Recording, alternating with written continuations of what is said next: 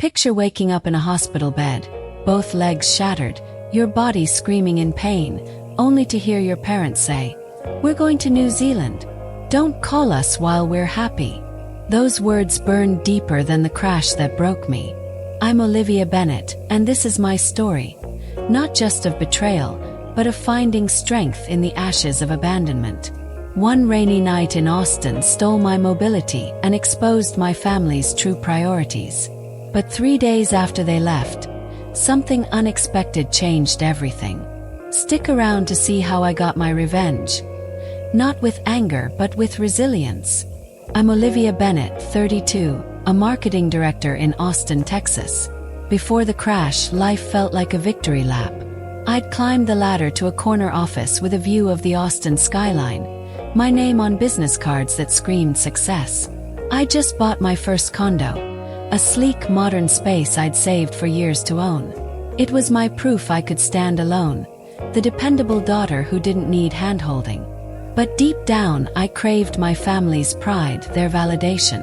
I poured everything into my career, staying late, taking on projects others dodged, building a life I thought was unbreakable. I was the planner, the achiever, always one step ahead. That condo, with its view of the city lights, was my reward for years of grit. Yet, I couldn't shake the feeling that I was still chasing something. My parents' approval, maybe, or a sense I truly belonged. I never imagined a single night on I-35 could unravel it all, exposing cracks not just in my bones, but in the family I thought would always have my back. That illusion shattered as fast as my car did. My family was my anchor, or so I thought. Mom and Dad, high school sweethearts from Texas, built a comfortable life in the suburbs outside Austin. They weren't perfect, but I loved them fiercely. My sister, Chloe, 24, was the free spirit, fresh out of college with a communications degree and dreams as big as the Texas sky. Growing up, I noticed the subtle favoritism. Chloe's art covered the fridge. My debate trophies gathered dust in a drawer. They cheered at her soccer games but missed my presentations, saying, "Olivia, you're so independent. You don't need us there." I learned early to fend for myself, applying for scholarships, working part-time to fund college, while Chloe got a full ride and a monthly allowance. It stung, but I swallowed it, telling myself love didn't keep score. We were still close, sharing weekly calls, laughing over coffee in Austin. To celebrate my promotion and Chloe's graduation, we planned a family trip to New Zealand. Hiking, exploring, a rare chance to reconnect. I was thrilled, picturing us bonding over mountain trails. But that last dinner before the crash hinted at the truth. Mom barely listened to my work talk, gushing over Chloe's job prospects instead. Dad poured her more wine, gave me a splash. I brushed it off, not seeing the storm coming. That night, I drove home, clueless that my world was about to spin out of control. That night in Austin, the rain came down in sheets, relentless, blurring the world beyond my windshield. I was driving home on I-35, just 15 minutes from my condo, my mind buzzing with work, presentations, deadlines, the weight of my new role as marketing director. The wipers slapped back and forth, struggling to keep up, their rhythm almost hypnotic. I was used to Texas storms, but this one felt different, heavier, like the air itself was holding its breath. Then, out of nowhere, a deer leapt onto the highway, its eyes glinting in my headlights like twin warnings. Instinct took over. I swerved hard to avoid it, my hands gripping the wheel so tight my knuckles burned. But the road was slick, unforgiving. My car hydroplaned, spinning across 2 lanes in a sickening blur. I saw headlights from an oncoming truck, heard my own heartbeat pounding in my ears, and then, impact. Metal crunched like a scream. The airbags exploded with a force that stole my breath, and the world tilted into chaos. I tried to move, to make sense of it, but my legs wouldn't respond. Panic clawed at my chest, sharp and cold. I don't know how long I sat there, rain pelting my face through the shattered window, voices shouting in the distance. "Stay awake," someone yelled, their words muffled by the fog in my head. Flashing lights cut through the darkness. Red, blue, relentless. I drifted in and out, my body a map of pain, my thoughts scattered like the glass around me. When I woke in the hospital, the fluorescent lights burned my eyes. Beeps from monitors filled the silence, a steady reminder I was alive. A nurse's face hovered above me, her voice gentle but heavy with truth. "You've been in a serious accident, Olivia. Both your legs, multiple fractures. Your right femur's broken in 2 places. Your left tibia and fibula are compound fractures. Surgeons put in rods and screws to stabilize them. You've got a mild concussion, some cuts, but those will heal faster." I tried to process her words, but they felt like stones piling on my chest. "Months of recovery," she said. "Wheelchair, walker, crutches. A timeline that stretched into an eternity I couldn't fathom." I tried to wiggle my toes to feel anything, but there was only a dull, terrifying numbness. "Has my family been told?" I asked, my voice hoarse, barely mine. She nodded. "They're on their way." I clung to that, picturing Mom, Dad, Chloe rushing to my side, their faces full of worry and love. I didn't know then that their arrival would mark the start of a different kind of pain, one no surgery could fix. That night on I-35 didn't just break my legs. It broke the illusion I'd held onto for 32 years. I thought I was unbreakable, but I was about to learn how fragile trust could be. Hours passed in that hospital room, each one heavier than the last. The pain meds dulled the ache in my legs, but nothing touched the growing dread in my gut. Where were they? My family, Mom, Dad, Chloe, should have been here by now. I kept glancing at the door, expecting their familiar faces, their voices to anchor me in this sterile nightmare. Finally, the door swung open, and there they were. Mom's lips were tight, her eyes darting to her phone like it held the answers. Dad stood stiffly, hands in his pockets, avoiding the tangle of tubes around my bed. Chloe lingered behind, her face pale, eyes red like she'd been crying. I wanted to reach for her to feel her hug, but the weight of their silence stopped me. "How are you feeling, Olivia?" Chloe asked, her voice small, almost swallowed by the room's hum. I tried to smile, to say something brave, but the pain made it hard to lie. "I've been better," I managed. "The doctor says it's a long road, but I'll walk again." Mom nodded, barely looking up from her screen. "We were finalizing New Zealand plans when we got the call," she said, as if that explained their delay. Their visit lasted less than an hour. Mom kept checking her watch, muttering about traffic getting worse. Dad patted my hand awkwardly, his eyes on the monitors like they were easier to face than me. "We'll be back tomorrow with some things from your condo," Mom said, her tone clipped like she was ticking off a to-do list. "Anything specific you need?" I rattled off a few items. Clothes, my phone charger, hoping they'd stay longer, talk more, see me. But they were already edging toward the door, their concern laced with something I couldn't name then. Inconvenience. Chloe hugged me quickly, her eyes avoiding mine, and then they were gone. The door clicked shut, and the silence felt louder than the crash. I lay there, staring at the ceiling, trying to convince myself they were just overwhelmed. They'd be back, I told myself. They'd step up. They were my family. The next few days showed me otherwise. Their visits grew shorter, more perfunctory. Mom brought magazines I didn't read, snacks I couldn't stomach. Dad took calls in the hallway, his voice low but urgent, like my crisis was interrupting something bigger. Chloe tried harder, sitting by my bed, showing me funny videos, but even she seemed restless, glancing at Mom for cues. One afternoon, I overheard them outside my room, thinking I was asleep. "We need to decide about New Zealand," Mom said, her voice sharp. "The deposits are non-refunded, and we've been planning this for months." Dad's reply hit like a punch. "The doctors say her recovery will take months. We can't put our lives on hold forever." My heart sank, heavy with a truth I wasn't ready to face. Chloe's voice piped up, timid. "Maybe we could postpone a bit?" Mom shut her down fast. "Chloe, you deserve this. It's your graduation celebration." I lay there, tears sliding into my hair, feeling like a burden, not a daughter. They weren't debating whether to help me. They were debating how to justify leaving me behind. That moment stripped away the last of my illusions, leaving me raw, exposed, and alone in a way I'd never known. The day before my discharge, my family showed up with a plan, not to help me, but to inform me of their decision. Mom sat on the edge of the visitor's chair, her posture rigid, like she was delivering a verdict. "Olivia, we've thought hard about this," she began, her voice cool, practiced. "We're going ahead with New Zealand. It's just a week." I stared, my mouth dry. "I'll need help at home," I said, my voice barely above a whisper. "The social worker said I shouldn't be alone." Dad jumped in, too quick, too rehearsed. "We've thought of that. We'll set you up before we leave.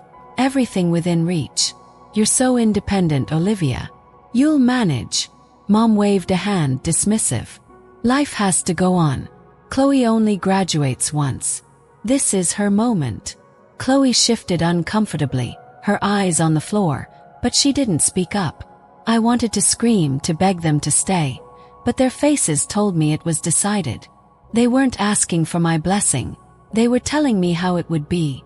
Then came the bombshell that made their earlier words seem kind. Dad cleared his throat, avoiding my eyes. "We should mention we're extending the trip to a month. It's more cost-effective, and we found great deals on accommodations." "Month." I repeated the word, my voice hollow, barely audible. A month alone in a wheelchair, with shattered legs and a life unraveling. Mom's expression hardened. "You have friends, co-workers.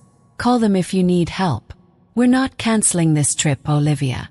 Chloe's been looking forward to it, and frankly, so have we." Then the words that would haunt me for weeks. "Don't call us while we're happy.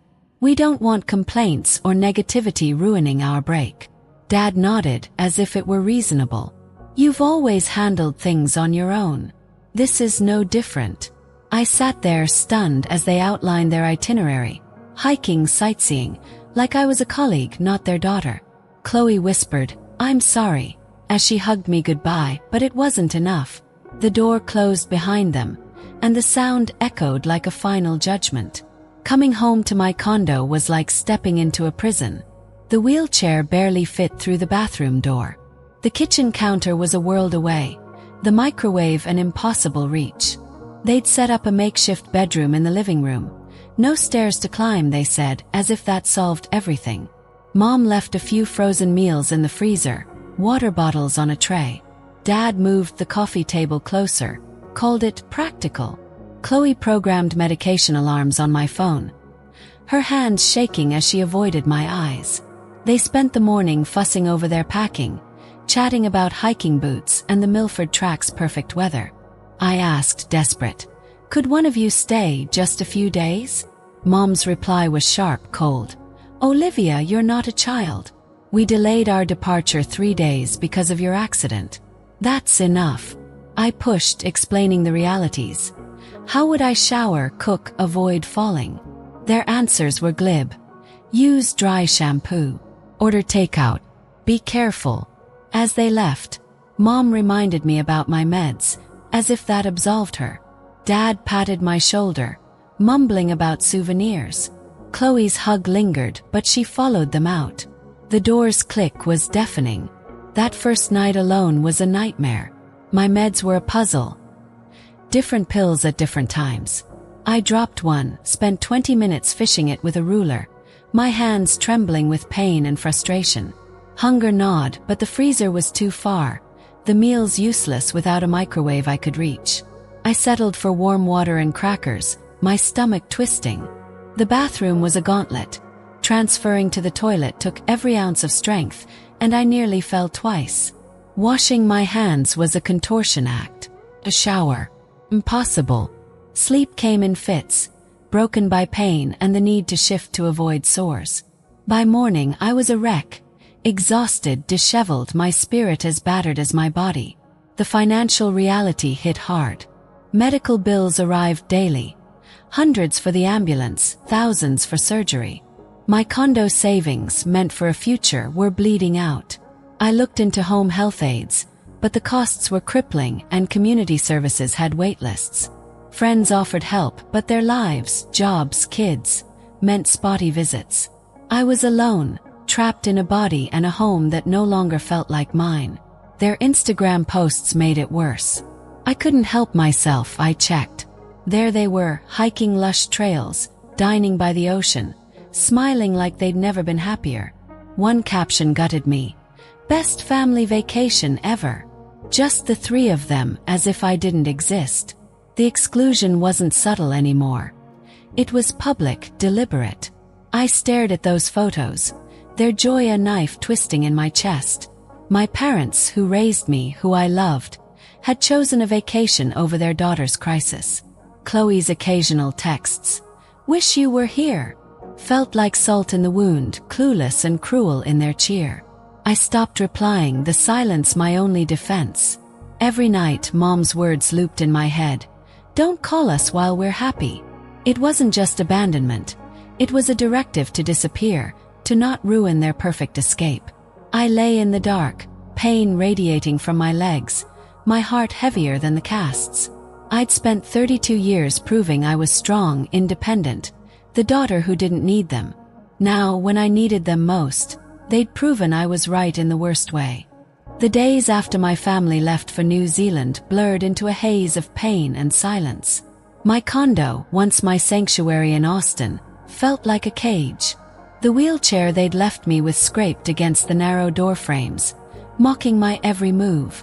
My legs, heavy with casts and throbbing with pain, were a constant reminder of the crash that had appended my life. The incisions on my thighs turned red, swollen, the stitches pulling tight against my skin. I couldn't clean them properly. Reaching the bathroom sink was a battle, and a shower was a distant dream. I'd sit there, staring at the faucet, knowing I couldn't risk a fall. One wrong move, and I'd be back in the hospital or worse. The doctors had warned about infection, but how was I supposed to manage alone? My hands shook as I tried to change the bandages, fumbling with gauze that stuck to my skin. The pain wasn't just physical. It was a weight pressing down on my soul, whispering that I'd been abandoned not just by my family, but by the life I'd built. Hunger became a cruel companion. The frozen meals my parents left were useless without a microwave I could reach. The kitchen counter, once where I'd prep fancy dinners for friends, was now an unreachable cliff. I survived on crackers and warm water, rationing them like a castaway. Some nights I didn't eat at all, too exhausted to drag myself across the room. My stomach twisted, not just from hunger but from the realization that no one was coming. My friends, the ones I'd hosted for game nights and bar crawls in Austin's downtown, sent texts checking in, but their lives kept moving. Jobs, kids, partners. Their visits were brief, their promises to return swallowed by their own chaos. I didn't blame them, not really. They didn't know how deep this hole was. But each unanswered text, each day without a knock at the door, carved out another piece of me. I'd lie awake, the city lights filtering through my blinds, and wonder how I'd become so invisible. The worst moments came at night, when the pain meds wore off and my thoughts turned dark. One evening, I dropped a bottle of pills, the tiny white tablets scattering across the floor like cruel confetti. I spent 20 minutes trying to scoop them up with a ruler, my arms shaking, tears burning my eyes. I stared at those pills, and for a fleeting, terrifying moment, I wondered if anyone would notice if I just stopped trying. That thought scared me more than the pain, more than the crash itself. It wasn't about giving up. It was about realizing how alone I felt, how the people I'd counted on had walked away without a backward glance. My parents' Instagram posts haunted me. I'd check, hating myself for it, and see them smiling on New Zealand's beaches, captioned "Best Family Vacation Ever." They'd erased me, their daughter, from their story. My sister Chloe's texts, "Wish you were here," felt like a mockery, each one twisting the knife deeper. I stopped replying, letting the silence grow between us. The financial toll was relentless. Medical bills arrived daily, their numbers blurring into a nightmare I couldn't escape. The ambulance ride alone cost hundreds, the surgeries thousands. My condo savings, meticulously built over years of late nights and side gigs, were draining faster than I could bear. I called about home health aides, but the quotes were astronomical. $30 an hour, more than I could afford without dipping into my retirement fund. Community services in Austin had wait lists stretching weeks, and I didn't qualify for immediate aid. I lay there, staring at the ceiling, calculating how long I could hold out before losing everything. My home, my independence, my future. The crash had taken my legs, but it was my family's absence that threatened to take the rest of me. I was 32, the woman who'd always had it together, now reduced to begging for scraps of dignity in a world that felt like it had forgotten me. As if the physical and emotional weight wasn't enough, my career, the one thing I'd poured my heart into, started slipping through my fingers. My job as a marketing director in Austin's tech scene was my lifeline, proof I'd made it on my own terms. I'd spent years building campaigns, leading teams, earning that corner office with a view of the city skyline. But now, trapped in my condo, unable to move without pain, I felt that life fading. A week after my family left, HR called. Their voice clipped and professional. "Olivia, we need your medical updates. Doctor's notes, therapy schedules, a return-to-work plan. Without them, we can't guarantee your position." I gripped the phone, my heart racing. Guarantee my position. I'd been with the company 5 years, delivered record-breaking campaigns, stayed late while others clocked out. But none of that seemed to matter now. "I'm trying," I said, my voice cracking. "It's hard to get to appointments." Their response was cold. "We need documentation by next week, or we'll have to review your status." Getting to those appointments was a nightmare. My wheelchair didn't fit in standard taxis, and Austin's public transit wasn't an option for someone who couldn't navigate stairs. I called every rideshare service, explaining my situation, but most hung up when I mentioned the wheelchair. One driver agreed, then canceled when he saw the ramp to my building. My next doctor's appointment was 3 weeks away, too late for HR's deadline.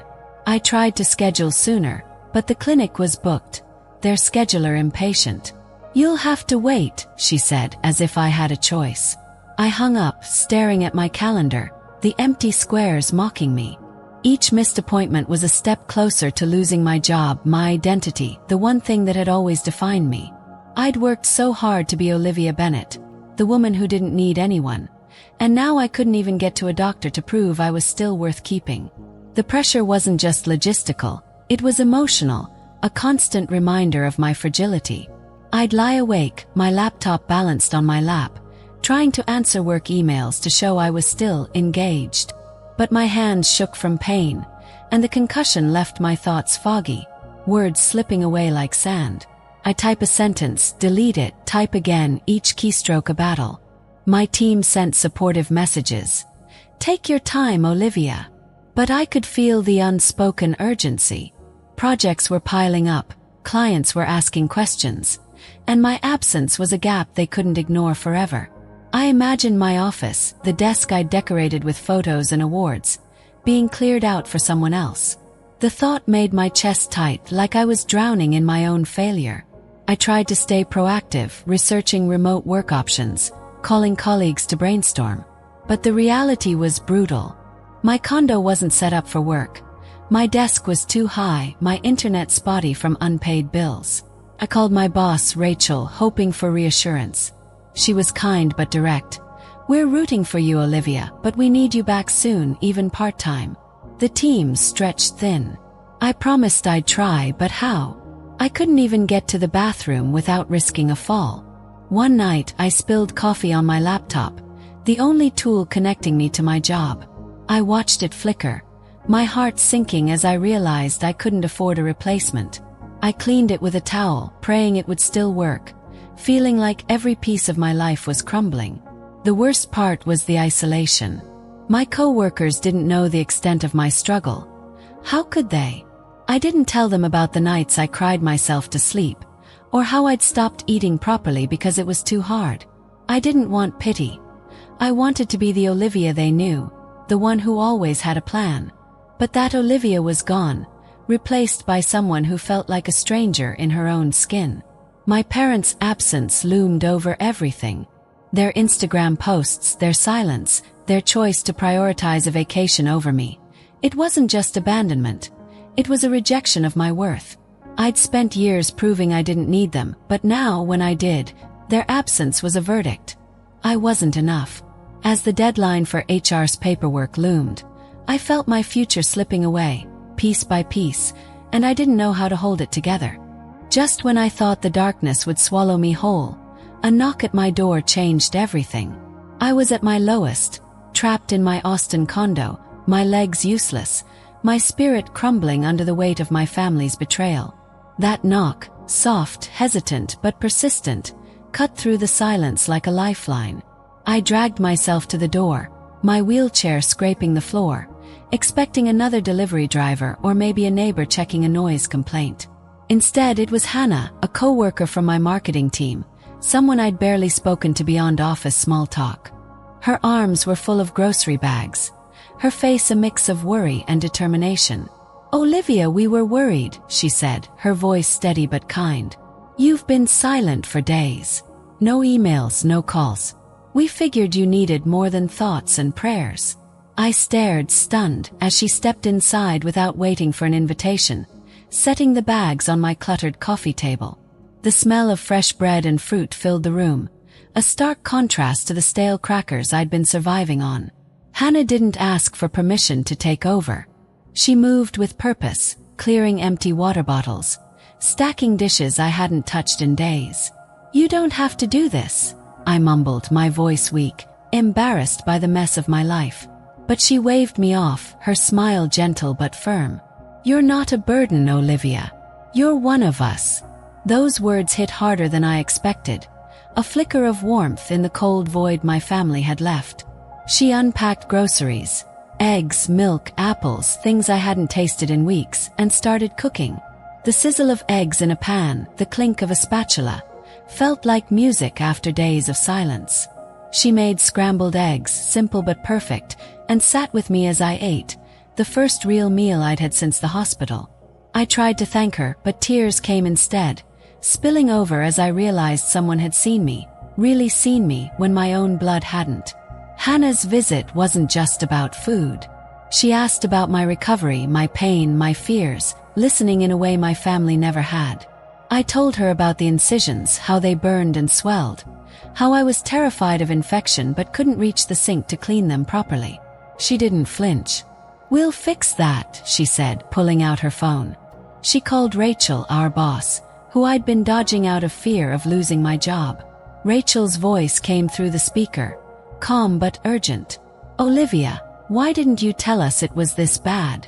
I didn't have an answer, only shame for needing help. Rachel promised to send her boyfriend, a nurse, to check my wounds.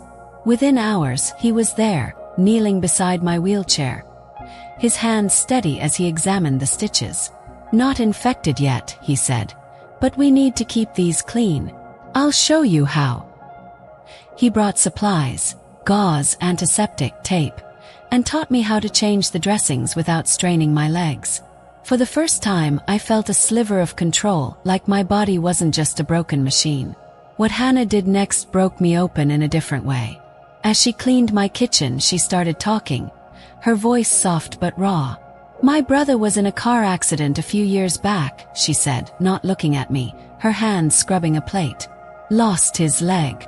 Our family didn't show up for him either. Too busy, too far, too caught up in their own lives. He struggled alone until it was too late to save him from himself. I promised I'd never let that happen to someone else." Her words hung in the air, heavy with grief and resolve. I realized then that Hannah wasn't just helping me. She was redeeming a piece of her own past. I reached for her hand, my voice barely a whisper. "I'm so sorry."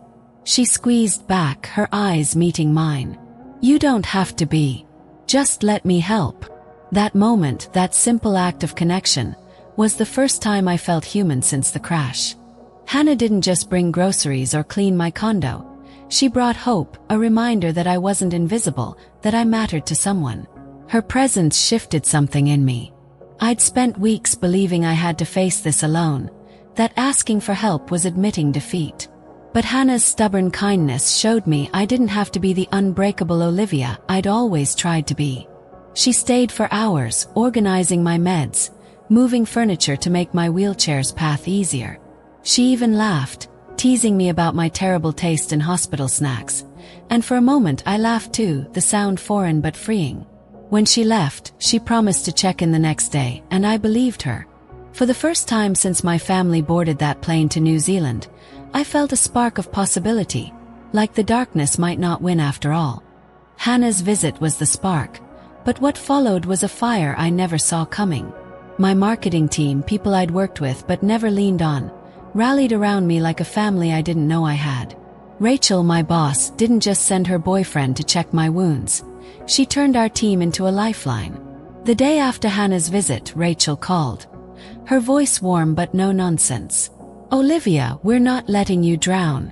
Tell us what you need, and we'll make it happen." I hesitated, still wrestling with the shame of needing help, but her insistence broke through. "You're not just an employee," she said. "You're our leader, our friend. We've got you." Those words, simple as they were, felt like a lifeline thrown across the chasm of my isolation. I told her about the doctor's appointments I couldn't get to, the bills piling up, the work I was desperate to keep up with. She didn't flinch. "We'll figure it out," she said, and she meant it. Within days, my team had a plan. Ethan, from accounting, took over my medical bills, organizing them into spreadsheets, negotiating payment plans with the hospital. He called me, his usual dry humor cutting through the stress. "Olivia, your insurance is a mess, but I've seen worse. We'll keep the wolves at bay." His confidence eased a knot in my chest I hadn't realized was there. Mia, from the creative team, showed up with a laptop and a portable desk, rigged to fit over my wheelchair. "You're not out of the game," she said, her eyes bright with defiance. "We need your brain on these campaigns." She walked me through setting up remote access, patient with my foggy brain and trembling hands. For the first time, I opened work files, feeling a piece of my old self flicker back to life. Mia stayed, brainstorming ideas for a client pitch, treating me like the director I was, not a patient. The support didn't stop with my team. Rachel connected me with a local Austin nonprofit that delivered meals to people recovering from injuries. A volunteer, a woman named Carla, showed up with a hot meal, chicken and rice still steaming, and sat with me while I ate. "I've been where you are," she said, her voice soft but steady. "Broke my hip 2 years ago, thought I'd never get through it. You will." Her words weren't empty. They carried the weight of someone who'd survived.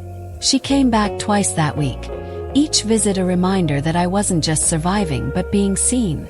Other volunteers followed, bringing groceries, helping with small chores, their kindness stitching together the pieces my family had torn apart.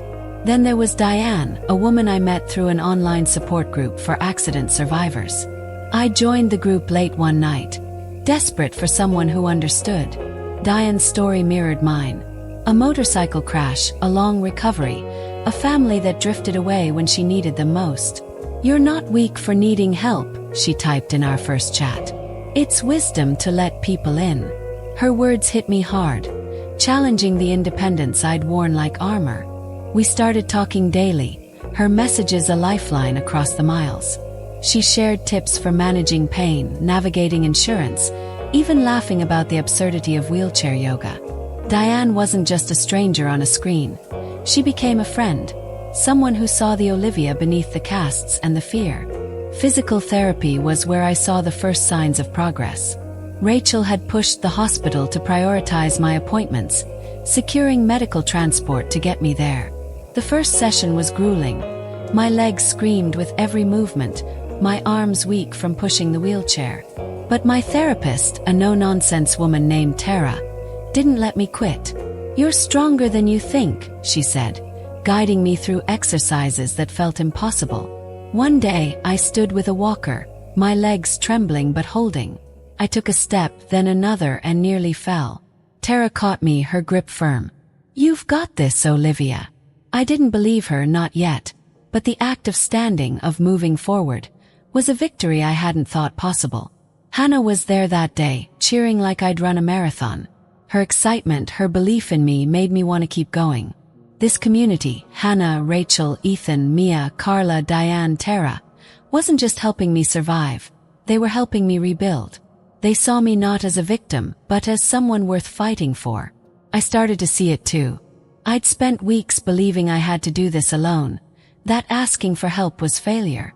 But they showed me strength wasn't about isolation, it was about connection. One night, I opened my laptop and wrote an email to my team, thanking them. My hands shook, not from pain but from gratitude.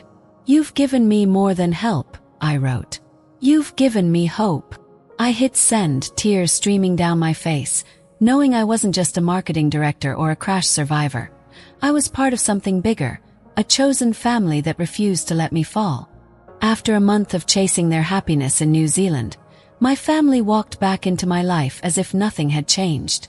They showed up at my Austin condo, arms full of souvenirs. Keychains, a wool scarf, a postcard of Milford Sound. Like trinkets could erase the weeks I'd spent fighting to survive alone. Mom's smile was bright, performative, as she set a gift bag on my coffee table. "We had the best time," she said, her voice bubbling with stories of hikes and sunsets. Dad nodded along, tossing in details about their rental car's great mileage. Chloe, my sister, hung back, her eyes darting to the floor, her hands twisting the strap of her purse. I sat in my wheelchair, the weight of their absence heavier than the casts on my legs. Their chatter felt like a foreign language, each word widening the chasm between us. I'd spent 32 years loving them, believing we were a team, but their choice to leave me at my lowest had shattered that illusion. Now, here they were, expecting me to play along, to smile and thank them for their thoughtfulness. Couldn't do it. The words I'd rehearsed for weeks spilled out, raw and unfiltered. "You chose a vacation over me," I said, my voice steady but cold. "I was in a hospital bed, my legs broken, my life falling apart, and you left. You told me not to call while you were happy. Do you know what that did to me?" The room went quiet, the air thick with tension. Mom's smile faltered, her hands clutching the gift bag like a shield. "Olivia, you're overreacting," she said, her tone sharp, defensive. "We raised you, didn't we? We made sure you had food, water, everything you needed before we left." Dad jumped in, his voice gruff. "You're so independent, Olivia. We knew you'd handle it. We couldn't cancel. Those deposits were non-refunded." Their excuses were flimsy, a house of cards built on denial. I shook my head, my heart pounding. Independent doesn't mean invulnerable. I needed you, and you walked away. Mom's eyes narrowed, and she reached into her purse, pulling out an envelope. "We brought you something to help," she said, sliding it toward me. I opened it. $500 in cash, crisp bills stacked like an apology. "This should cover some expenses," she said, as if money could stitch together the trust they'd broken. I pushed the envelope back, my hands trembling with a mix of anger and resolve. "Money doesn't fix abandonment," I said. "You can't buy back the nights I cried myself to sleep, wondering why my family didn't care enough to stay." Mom flinched, her face reddening. "You're being dramatic," she snapped. "We raised you for 18 years, Olivia. That's more than most parents do. You can't expect us to put our lives on hold forever." I met her gaze, unflinching. "Parenting doesn't end at 18. It's not a contract with an expiration date." Chloe's voice broke the silence, small and shaky.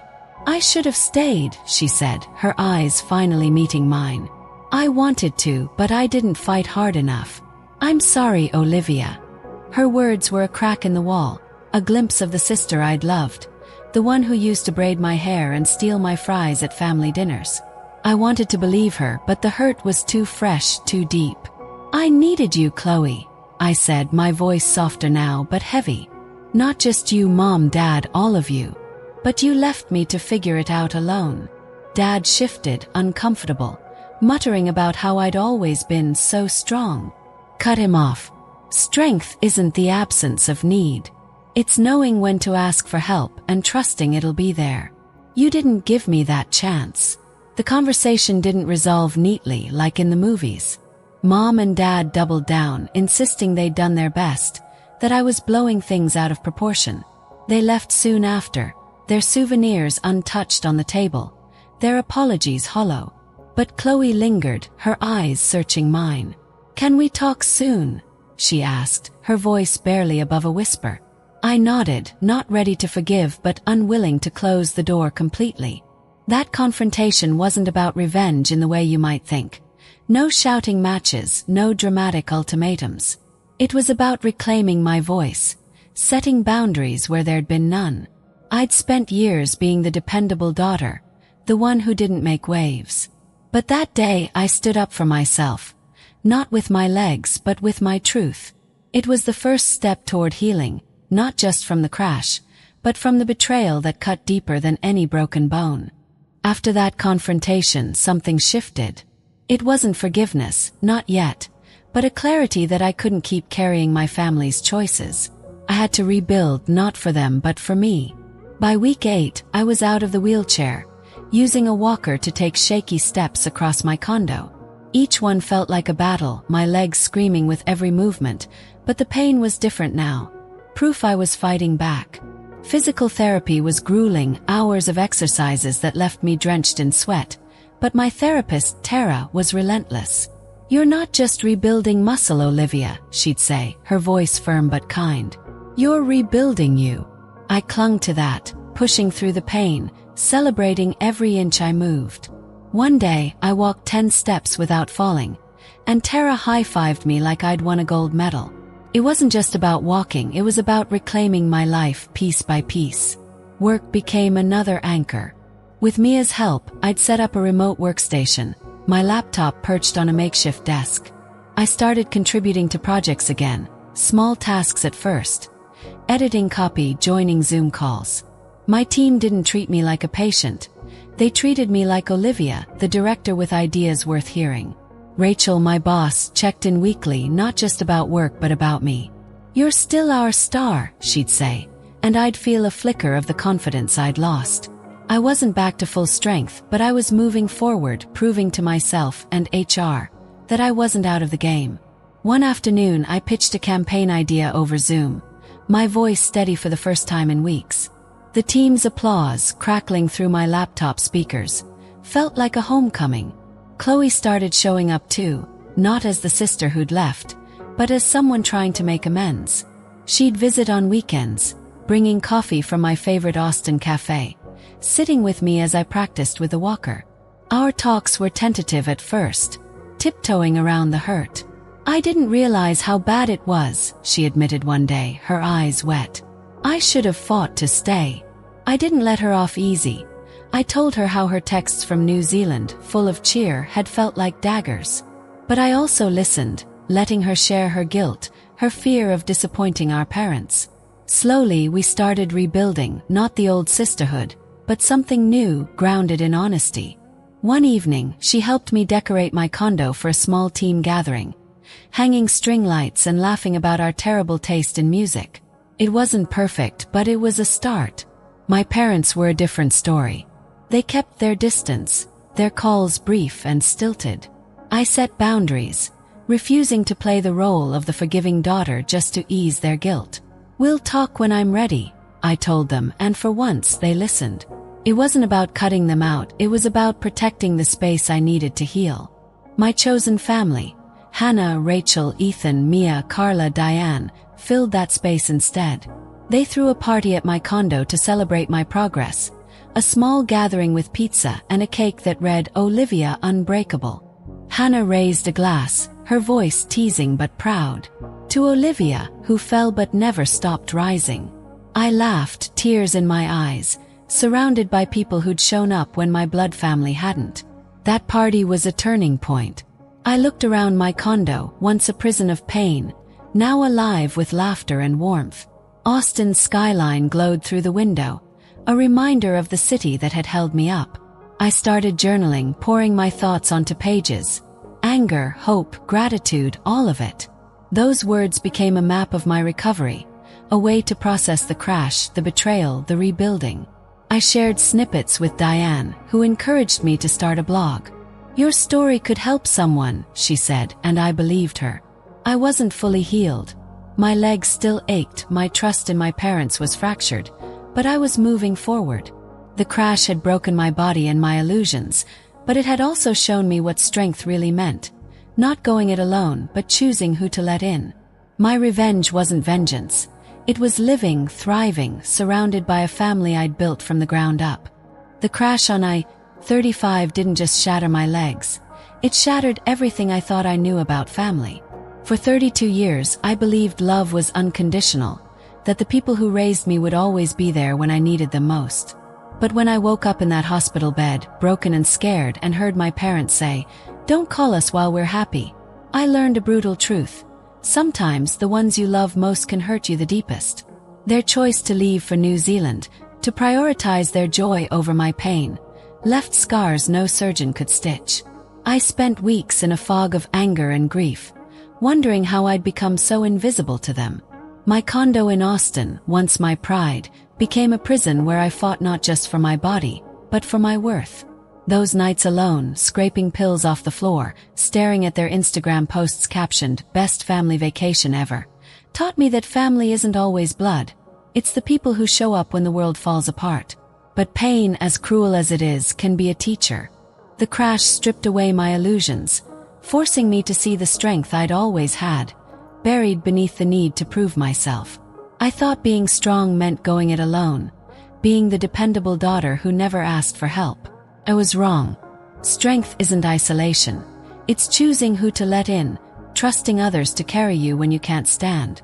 Hannah, Rachel, Ethan, Mia, Carla, Diane. They became my chosen family, not because of obligation, but because they saw me, broken and all, and refused to let me fade. They cleaned my condo, managed my bills, brought meals, and cheered my first steps with a walker. They showed me that worth isn't earned by being unbreakable. It's found in the courage to keep going, even when you're in pieces. This journey wasn't about revenge in the way you might think. No shouting matches, no schemes to make my family pay. My revenge was quieter, deeper. It was living, thriving despite their betrayal. I faced my parents, set boundaries, and rebuilt a fragile bond with my sister, Chloe, on my terms. I started journaling, turning my pain into words that might one day help someone else. Those pages became my anchor, a place to process the crash, the abandonment, and the hope that grew from it. I'm planning a blog to share this story, to reach others who feel invisible, who've been let down by those they trusted. The crash took so much, but it gave me clarity. Family is who you choose, who fights for you when you can't. I'm still healing. My legs ache, my trust is scarred, but I'm not defined by what broke me. I'm Olivia Bennett, and I'm unbreakable, not because I never fell, but because I learned how to rise. If my story resonates with you, I know you felt that sting. The moment someone you loved let you down, left you questioning your worth. Maybe it was a parent who chose their own path over yours, a sibling who turned away, or a friend who vanished when you needed them most. Those moments cut deep, but they don't have to define you. I found my way through because of people who saw me when my family didn't. Co-workers, strangers, a community that became my strength. Who showed up for you when the world felt heavy? Who was your unexpected hero? The one who reminded you that you're not alone. I want to hear your story. Drop it in the comments below, whether it's a sentence or a page. Your voice matters. This journey taught me that pain can build as much as it breaks. I'm sharing mine to light a path for someone else, and I'm asking you to do the same. Subscribe to this channel to join a community of survivors, people who faced betrayal and found resilience. We're not here to dwell on the hurt. We're here to celebrate the strength that comes after. Hit that button, join us, and let's keep this conversation going. Share a moment that changed you, a time when you rebuilt what was broken. Your story could be the spark someone needs to keep fighting. I'm still walking this road, literally and figuratively. My legs aren't fully healed, and my trust in my family is a work in progress. But every step, every word I write is a victory.